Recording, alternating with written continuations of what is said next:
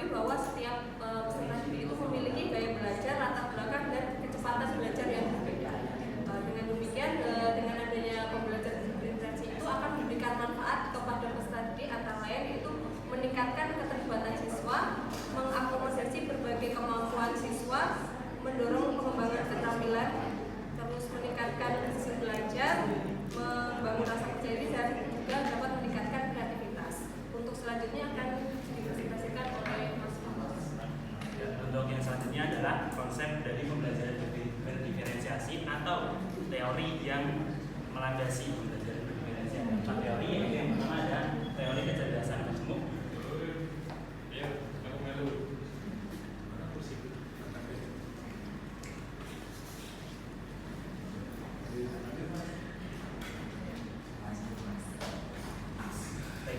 Saya lanjutkan.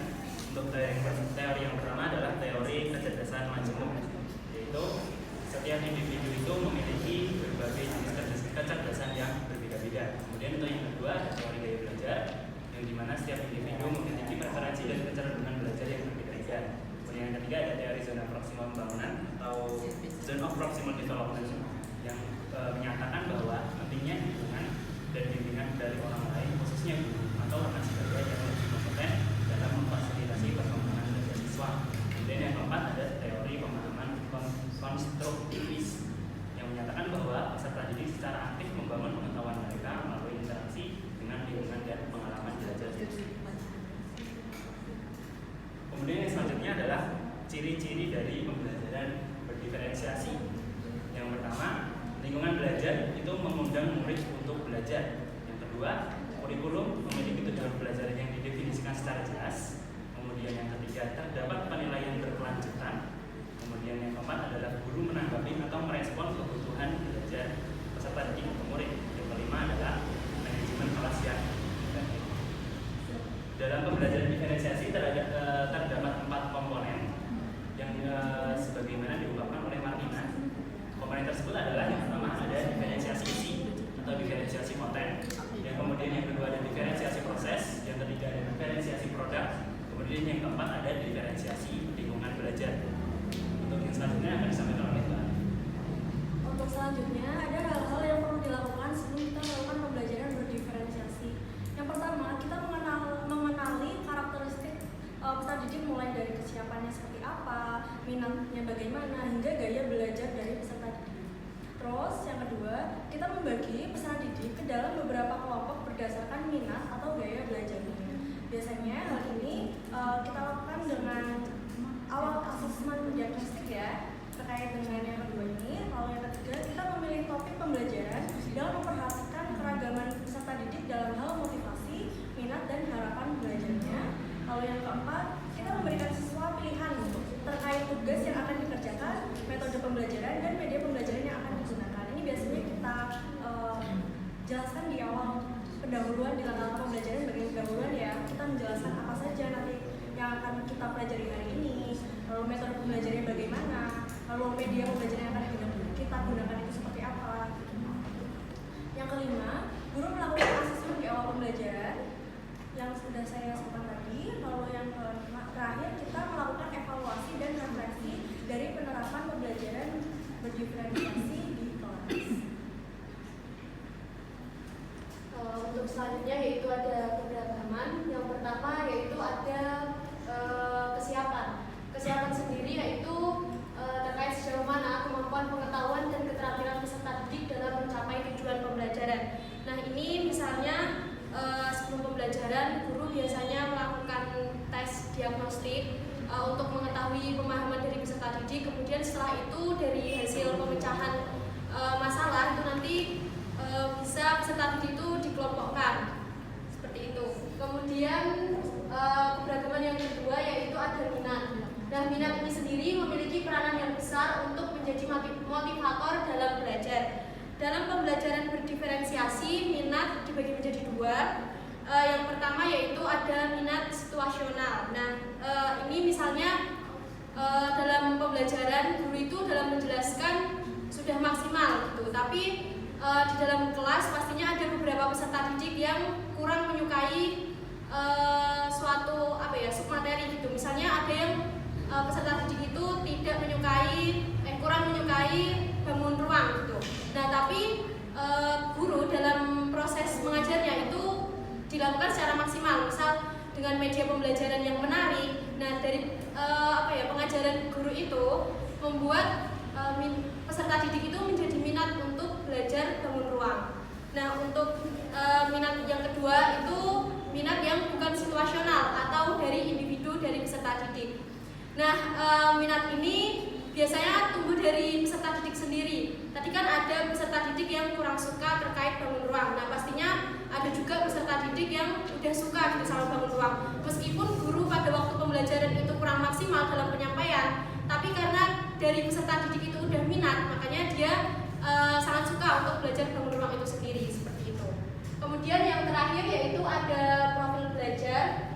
Profil belajar dari peserta didik ini mengacu pada pendekatan atau bagaimana cara yang paling disenangi oleh peserta didik agar mereka dapat memahami pelajaran dengan baik. Misalnya ada peserta didik yang suka belajar dengan musik, ada juga yang menggunakan gambar, terus ada juga yang peserta didik itu lebih suka belajar secara mandiri atau mungkin berpasangan, kelompok-kelompok kecil, atau bahkan ada yang suka belajar dengan kelompok yang besar. Mungkin itu yang bisa kami sampaikan, saya kembalikan ke moderator. Sekian yang dapat kami sampaikan. Apabila ada saran, masukan, atau pertanyaan, kami persilakan.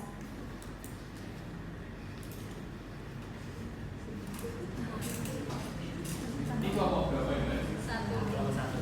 Kelompok satu. Oke, yang pertanyaan berarti 2, 3. Ya. Kelompok 2, Bu.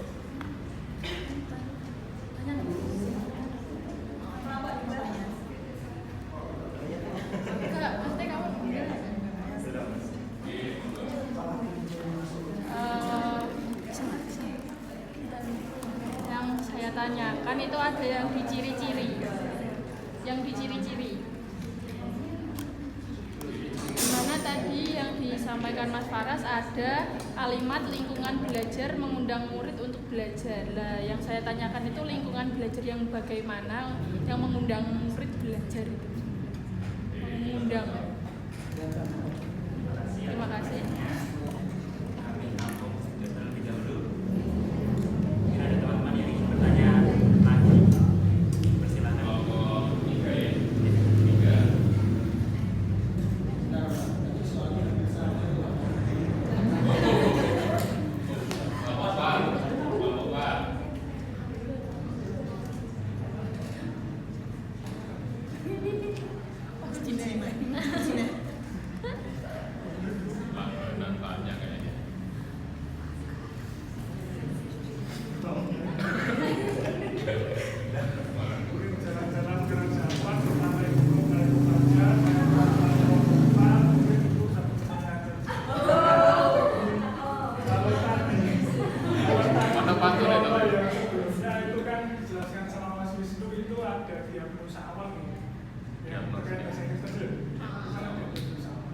Kalau menurut kelompok kalian, kira-kira tadi yang disampaikan Mbak Febri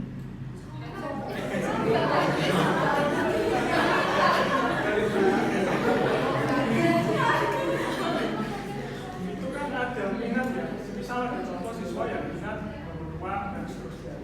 Ya, itu kalau menurut kelompok kalian lebih efektif mana mendiagnosa peserta didik itu di awal sekali seperti yang contoh seperti Mas Wisnu tadi, atau di setiap materi, misal ruang beda terus integral didiagnosa lagi, terus misal materinya didiagnosa lagi, atau per pertemuan. Jadi di awal atau per materi, atau di awal materi, atau di setiap awal pembelajaran. Oke. Next. Lanjut.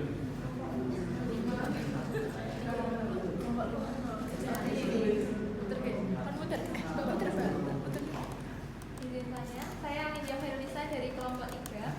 Nah, izin tanya mengenai metode peer tutoring. Kan kemarin kan dari kelompok 3 kan menjelaskan untuk solusinya itu dengan metode peer tutoring. Nah, tadi di teori pendukung ya, ada teori ZPD.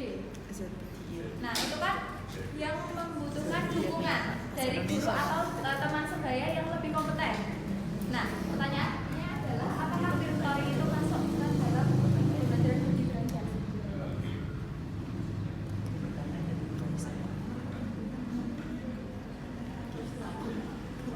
Terima kasih. Mungkin dari kelompok pertama. Silakan.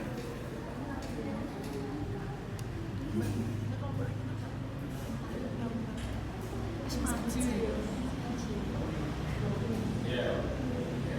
Mas Faras dari kelompok satu boleh bertanya. Tolong selanjutnya dulu. Slide-nya, slide nomor berapa? Setelah ciri-ciri komponen-komponen. Di sini kan ada diferensiasi isi, proses sama produk dan lingkungan belajar gitu ya. Ya. Kalau ada seperti ini, teori seperti ini kan pasti ada praktik dalam pembelajaran gitu. Nggak mungkin ini cuma teori doang.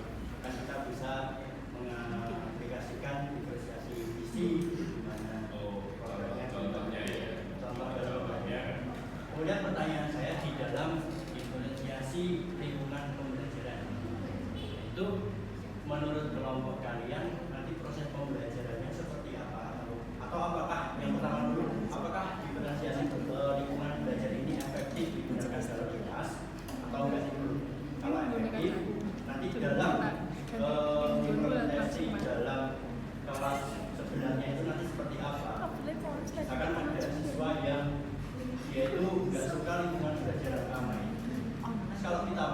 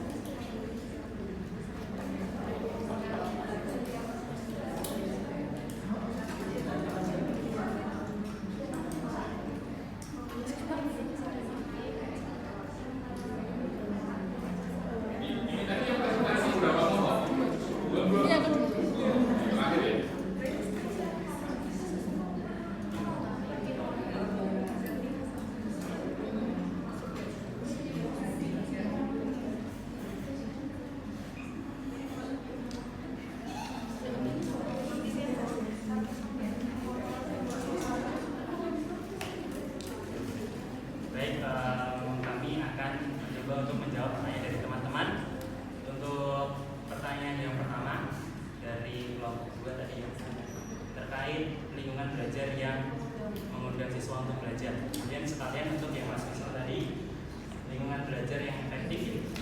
Ya, sebelumnya mungkin saya akan sedikit membacakan maksud dari diferensiasi lingkungan belajar itu seperti apa. Diferensiasi lingkungan belajar itu kan diferensiasi yang mengatur lingkungan pembelajaran, jadi bukan secara umum ya, tapi khusus diferensiasi di dalam ruang kelas. Jadi memang diferensiasi bisa dilakukan seperti Mas Wisnu tadi, untuk mungkin siswa ada yang lebih minat belajar sendiri, bisa mungkin ke perpustakaan, bisa, tetapi tidak pasti efektif. Kenapa? Karena guru kan juga cuma satu ya, atau guru itu terbatas. Jadi memang diferensiasi lingkungan belajar itu penerapannya adalah apa yang paling efektif, terutama terkait prosesnya. Bisa jadi memang bagusnya siswa disendirikan kalau yang ingin belajar mandiri itu, tetapi tidak ada yang mendampingi, itu kan jadi tidak efektif. Begitu. Dan diferensiasi lingkungan belajar ini bisa diterapkan untuk itu tadi ya, mengundang siswa untuk belajar. Seperti contohnya adalah penempatan duduk dari peserta didik itu sendiri. Bisa dikelompokkan, misalkan menurut minat belajar bisa dikelompokkan. Jadi bukan dari kelompoknya tapi duduknya, duduk peserta didik itu mungkin bisa diganti beberapa. Itu kan juga nanti dari penggantian duduk itu mungkin peserta didik bisa lebih senang dalam belajar dan jadi bisa mengundang siswa untuk belajar juga. Dan apa lagi dari Mas Wisnu?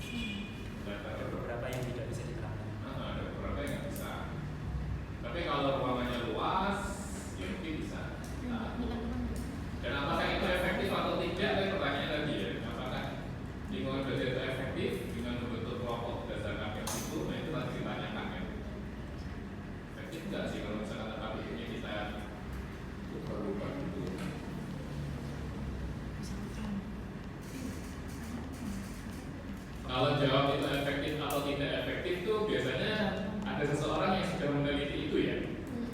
Jadi kalau pertanyaannya seperti itu biasanya kita by data ya, by data. Berdasarkan riset ini ternyata memang itu efektif gitu. Jadi ya kita harapan kita semua strategi yang kita lakukan itu efektif ya, tapi kan ada sumbernya ya gitu nih. Ada sumber. Kenapa saya nggak usah? Kan sudah ada suaranya. Itu aja mas. Nanti kalau kamu mau cari dia efektif atau tidak, cari dulu referensinya. Penelitiannya siapa gitu. Ternyata memang pengaturan tempat duduk itu efektif dibuktikan dengan apa-apa gitu. Kita nggak bisa ngomong sekarang. Gitu. Berarti ya boleh menanggapi. Iya ya. Berarti untuk yang diferensiasi lingkungan belajar ini baru terkhusus di dalam kelas doang ya. Jadi belum bisa mengakomodasi lingkungan belajar siswa yang misalkan tenang itu belum bisa ya. Kalau terkait tenang dan tidak itu kan tidak bisa didiferensiasi ya. Jadi berarti kan kelas nggak bisa tenang dan ramai dalam satu waktu. Jadi tidak bisa. Soalnya di bayangan saya lingkungan belajar itu ada yang tenang, ada yang Kalau yang tenang ada bisa diskusi bekerja gitu gitu ya. ya. Ada yang diskusi. Jadi pemikiran saya di situ tadi. Makanya saya tanyakan. Terima kasih. Jadi kalau Mas Wisnu mau cari yang efektif tidak efektif, pribadi jadi. Biar nanti Cari dulu ya referensinya. Kemudian saya akan mencoba menjawab pertanyaan dari Mas Puji dari kelompok 4 terkait diagnosa ya. Maksudnya untuk lebih efektif ya di awal seperti yang tadi sebelumnya pas presentasi sebelumnya atau tadi yang seperti dikatakan pemerintah yaitu per pertemuan ada diagnosis lagi seperti itu. Menurut kami untuk diagnosis ini nanti disesuaikan dengan tujuan pembelajarannya. Misalkan misalkan kemarin kan di materi kuliah lain kita belajar tentang BBB ya. Itu kan pertama kan memang harus menentukan tujuan, kemudian baru asesmen. Nah, asesmen ini kan juga ada asesmen diagnostik. Jadi ketika kita mau menentukan asesmennya sesuaikan dengan tujuan pembelajaran yang akan kita gunakan. Nah, seperti itu. Nah, misalkan tadi di awal pertemuan, mungkin nanti untuk kalau kita mau menggunakan asesmen di awal pertemuan atau misalkan satu kali kemudian materinya beda lagi, mungkin itu akan kurang efektif karena di materi berikutnya mungkin tujuan pembelajaran juga berbeda seperti itu. Jadi mungkin nanti baiknya seperti mungkin yang disampaikan Mbak Rita. Jadi misalkan pertemuan itu memang harus ada asesmennya sendiri. Misalkan untuk pertemuan materi yang tadi peluang kan ada materi prasyaratnya. Dari situ kita sesuaikan dengan asesmen diagnostiknya. Jadi untuk pembelajarannya akan lebih efektif karena sesuai dengan tujuan yang akan dicapai di materi ini. Contohnya pergantian materi. Iya, karena itu akan lebih sesuai dengan tema sama tujuan pembelajaran di tiap materi. Oh, nggak gitu. Nggak menambah pekerjaan ya.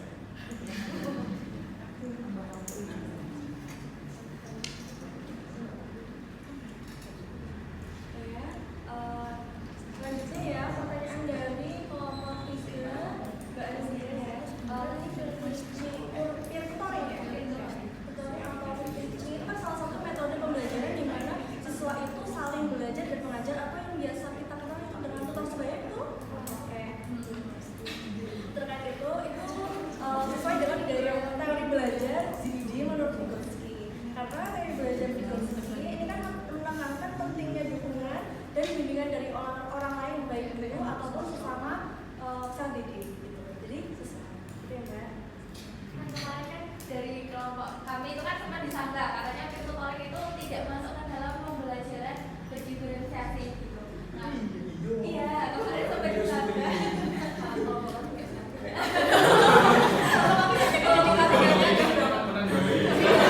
Ini tuh saya kembalikan ke kelompok ini. Dengan mereka.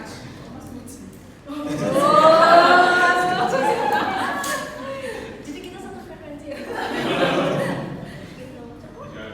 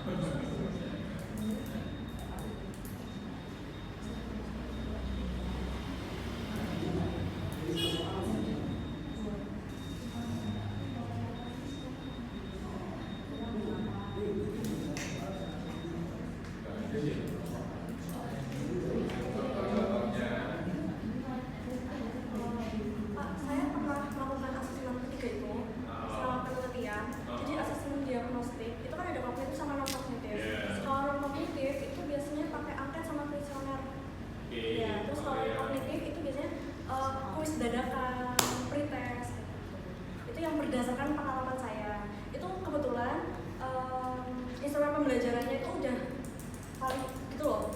Jadi saya berani mengutarakan kalau semisal saya dulu pernah melakukan asesmen diagnostik itu kalau yang non kognitif tadi pakai angket atau misalnya gitu. Terus kalau semisal yang kognitif itu pakai kuis atau pretest kayak gitu. Itu contohnya. Kuis atau pretest terkait materi itu. Materi yang akan Misal bangun ruang berarti pretest terkait bangun ruang. ya, gitu. tapi materi prasyaratnya sih. Materi prasyaratnya. Iya, karena kan itu belum diajari. Oh. Prasyaratnya aja. Kalau formatif sama sumatifnya contohnya Kalau formatif itu sama pembelajaran, jadi kayak semisal bangun ruang. Berarti formatifnya apa? Hasil LKPD. Oh, hasil LKPD-nya itu formatif.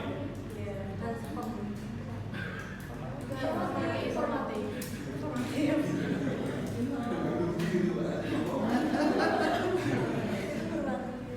Kalau yang Terus misalnya lembar observasi saat peserta didik presentasi, misal perwakilan presentasi, hasil diskusi itu juga salah satu asesmen formatif. formatif. Kalau sumatif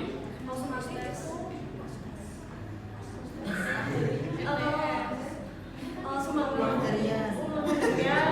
terusan ujian postes itu maksudnya mana?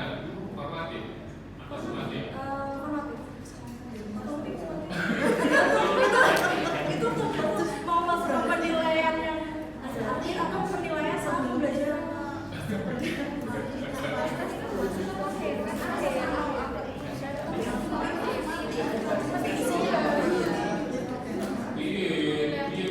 Proses itu tergantung tujuannya.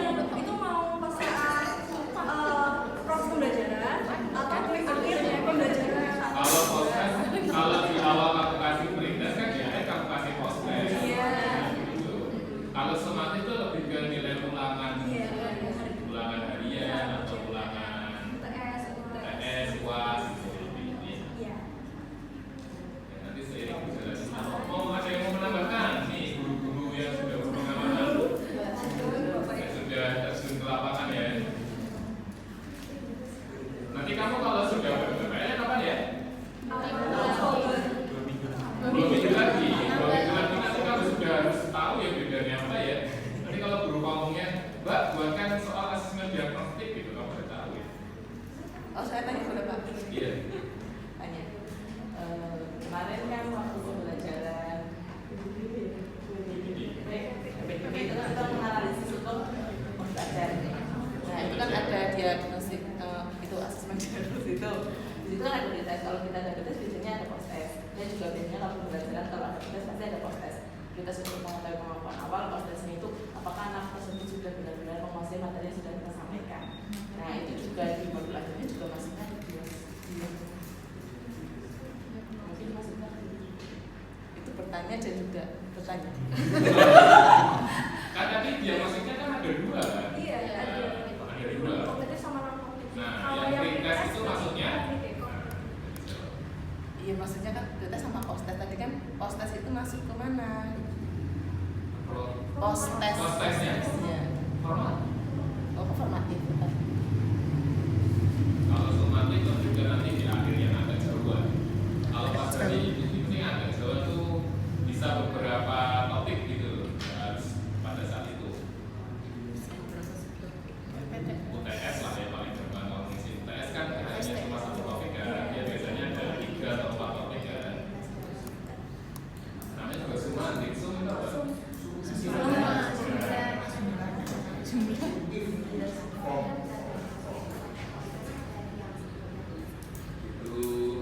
Dan kalau seandainya kita melakukan pretest, posttest, termasuk pemberian materi 2 JP cukup ya? 2 JP itu 2 JP-nya SMA sama 2 JP-nya SMP itu cukup gak waktunya? Pembelajarannya tergantung pembelajarannya Pak. Termasuk mengerjakan di dalam